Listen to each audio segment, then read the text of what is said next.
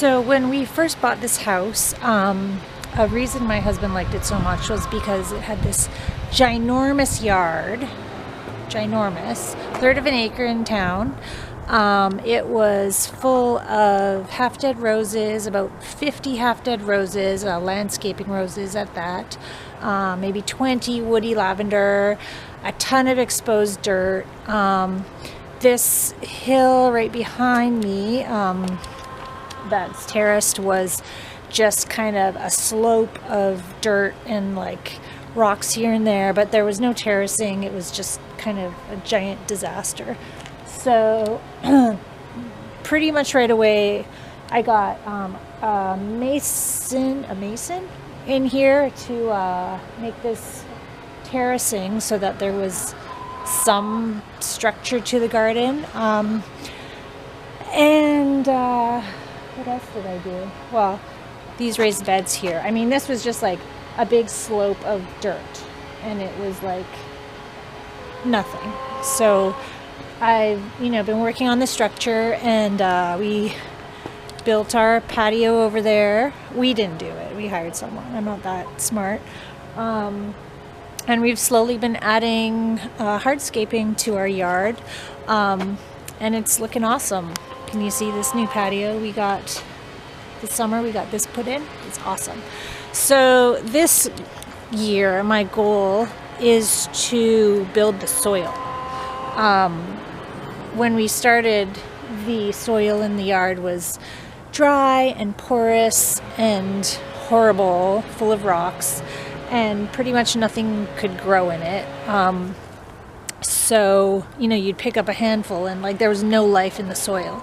So I've just been, adding compost, adding manure, and really this year is the year that like it really has clicked for me that about the soil. Like the soil has to be healthy and it has to be alive, or nothing is going to grow. The plants aren't going to be happy, and it's just going to be more of the same. So I've really been like working to build the soil, and I will take you up to my big soil project right now, which is so in the summer my brother was jumping on the trampoline with my son and went straight through the mat. So the trampoline was dead, right?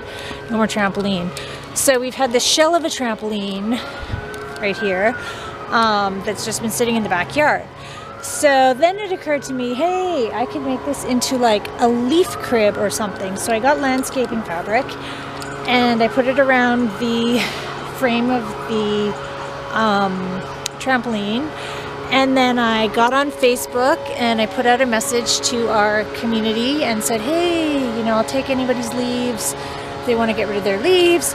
Had about 5 neighbors give me like 20 bags of leaves, all kind of deciduous, well, of course deciduous, but maple, that sort of thing. So I made my little leaf crib here. Ta-da!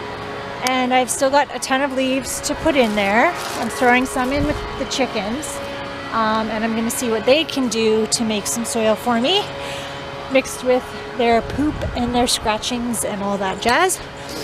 And what I'm doing is I've mixed some bokashi. So what that is I've mixed some alfalfa pellets with some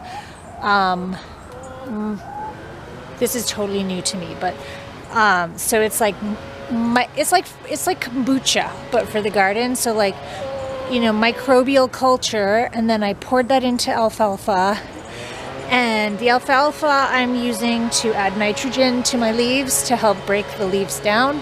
And so what the microbes do is they work to make that happen even faster.